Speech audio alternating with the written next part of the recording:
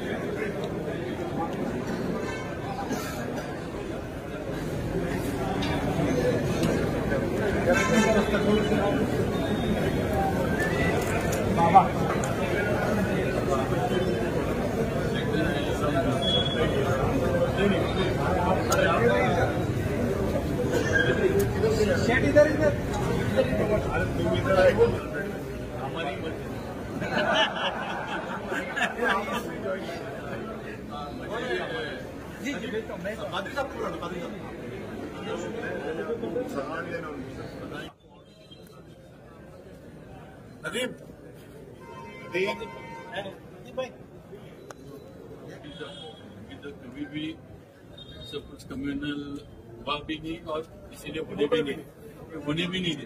बहुत अच्छी मुस्लिम समाज के लोगों ने भी और बाकी सब हिंदू समाज के सब ने। मैं तो देखिए पुणे से आया हूँ, लेकिन मैं सातारा के मुस्लिम सालों से मुबारकबाद देता हूँ। हमारी ये है कि सब साथ में रहनी चाहिए। नहीं बिल्कुल सही है सर। वेस्टर्न महाराष्ट्र में सातारा बहुत सुकून की जगह, सब जगह डिस्टर्बेंस होता है, यहाँ नहीं होता, मिलके रहते हैं, बड़ी बात है। ये वजीर साहब है, ये आप टूर कराएंगे। तो जितने जो साइड में आ जाएंगे, इन लोगों को प्लीज थोड़ा जगह दे।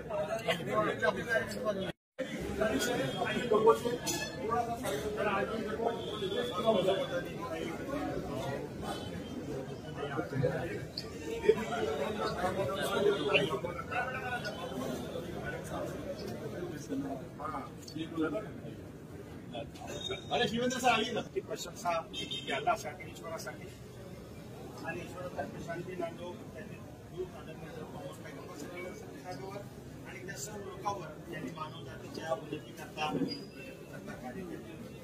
आजच्या या विशेष काळात असा आहे की आपण सर्वांवर अल्लाहतर्फे ईश्वरातर्फे शांती नांदो।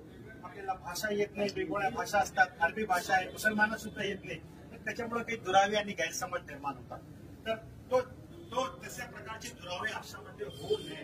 आपण इथं पण चांगलं कार्य करतात वेस्टर्न महाराष्ट्रामध्ये, आम्हाला देखील तिकडे औरंगाबाद असताना आधार वाटतो की चांगल्या प्रकारे गुन्ह्या गोविंदांना आपण सर्व मिळून राहतात। तो अजून ती जी बांधिलकी आहे ती सामाजिक बांधिलकी अजून पुढे वाढावी या दृष्टिकोनातून आजचा हा कार्यक्रम आम्ही ठेवला। त्याच्यामध्ये जो शांतीचा संदेश, प्रेमाचा संदेश, सद्भावनेचा संदेश हा सर्वपर्यंत पोहोचवा। जायनमाज आहे त्याच्यामध्ये सगळ्यांना एका रांगेत उभे राहायचं, म्हणजे जे काही अशी जागा केलेली आहे की असे एका रांगेत उभं राहावं आणि आपण खांद्याला खांदा लावून तिथं उभं राहिलं म्हणजे याच्यामध्ये अशी गॅप ठेवायची नाही, म्हणजे दरी ठेवायची नाही। दरी जे काय आहे आपल्यामध्ये आपसात ती दरी काहीशी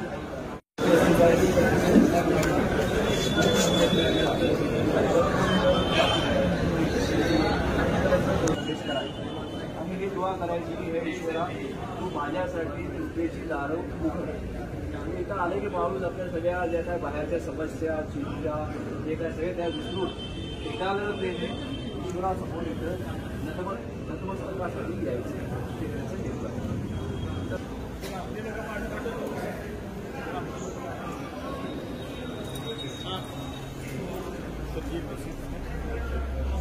हा मस्जिदचा जो भाग आहे समोर जे भिंत दिसते त्या भिंतीपासून त्या समाधी ज्या आहेत मस्जिदीचा भाग तिथे आपल्याला पाहू की हे जायनमाज होतात,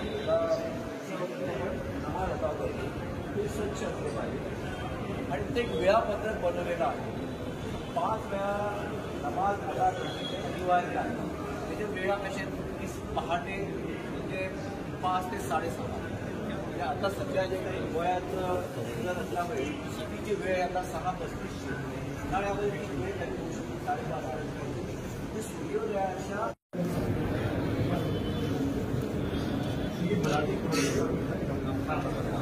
तर हे कुराणचं जे मराठी भाषांतर केलेलं होतं काय होतं की फक्त भाषांतरावरून लोकांना समजण्यासाठी अडचण येत होती म्हणून आपण दिलेलं आहे। की हे कोणत्या काळामध्ये याचं अवतरण झालं आणि काय त्याचे शिकवण आहे हे जे अध्ययन करू इच्छितात समजून पाहून त्यांची इच्छा आहे. 6 व्हॉल्यूम्स देणार आहे त्यांचे